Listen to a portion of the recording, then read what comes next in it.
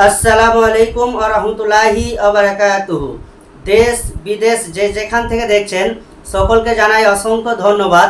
আজ আমি আপনাদের মাঝে শেয়ার করব ইসলাম ধর্মের অনুসারীদের কোন কোন কাজগুলো করতে হবে। এই আলোচনায় ইনশাআল্লাহ অনেকগুলো পর্ব করব। তো আজকে আমি আপনাদের সামনে 5টা কাজ বলবো, সেই 5টা কাজ অবশ্যই একজন মুসলিমকে করতে হবে। সর্বপ্রথম আমি একটা হাদিসের রেফারেন্স দিব। এটা উল্লেখ আছে বুখারী শরীফ হাদিস নম্বর 8। সেখানে আল্লাহর হাবিব বলেছেন ইসলামের স্তম্ভ হচ্ছে টোটাল 5টা। 1 নম্বর, এটা বিশ্বাস করতে হবে যে আল্লাহ সুবহানাহু ওয়া তাআলা হলেন একমাত্র মাবুদ, তিনি ছাড়া কোনো উপাস্য নেই, এবং হযরত মুহাম্মদ সাল্লাল্লাহু আলাইহি সাল্লাম তিনি হলেন আল্লাহ সুবহানাহু ওয়া তাআলার শেষ রাসূল। এটাকে আপনাকে অবশ্যই মানতে হবে।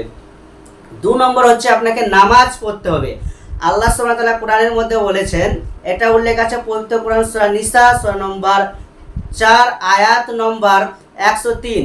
সেখানে আল্লাহ সুবহানাহু ওয়া তাআলা বলেছেন নির্দিষ্ট সময়ে তোমাদের জন্য নামাজকে ফরজ করা হয়েছে, তাই আপনাদেরকে নির্দিষ্ট সময়ে অবশ্যই নামাজ পড়তে হবে।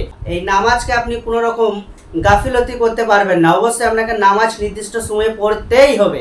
এটা হচ্ছে 2 নম্বর। 3 নম্বর হচ্ছে আপনাকে রোজা রাখতে হবে। একজন মুসলিম হিসাবে আপনি যদি নিজেকে দাবি করেন তাহলে আপনাকে রোজা রাখতে হবে, কারণ আল্লাহ সুবহানাহু ওয়া তাআলা বলেছেন, এটা উল্লেখ আছে সূরা বাকারা সূরা নম্বর 2 আয়াত নম্বর 183।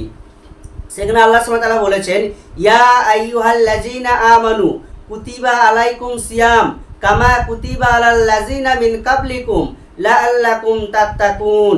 হে ঈমানদারগণ, তোমাদের উপর রোজাকে ফরজ করা হয়েছে, যেমন ফরজ করা হয়েছিল তোমার পূর্বে যারা ছিল তাদের উপর, একইভাবে তোমাদের উপরও ফরজ করা হয়েছে, যাতে তোমরা তাকওয়া অবলম্বন করতে পারো।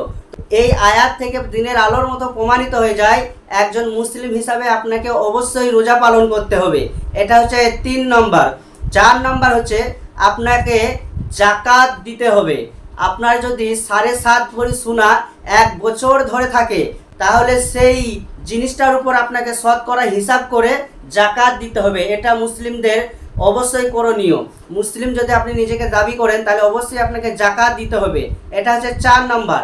এবং সর্বশেষ অর্থাৎ 5 নম্বর, হজ।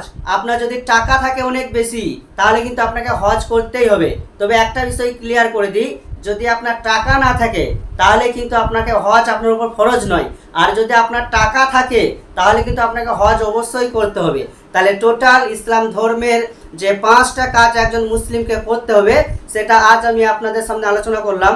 আশা করছি এই আলোচনা থেকে আপনারা অনেক উপকৃত হবেন, এবং যারা এই আলোচনাটি শ্রবণ করেছেন তাদের কাছে এটাই অনুরোধ, এই আলোচনাটি আপনারা শেয়ার করে দেবেন, যাতে আপনার একটা শেয়ারের মাধ্যমে অনেক মানুষ জানতে পারে ইসলামের কোন কাজগুলি মানুষকে করতে হবে। তাহলে আজকের মতো আলোচনা এখানেই শেষ করছি। সকলে ভালো থাকবেন, সুস্থ থাকবেন, সাথে থাকবেন। আবারও ইনশাআল্লাহ কোনো এক ভিডিওতে আপনাদের সামনে দেখা হবে।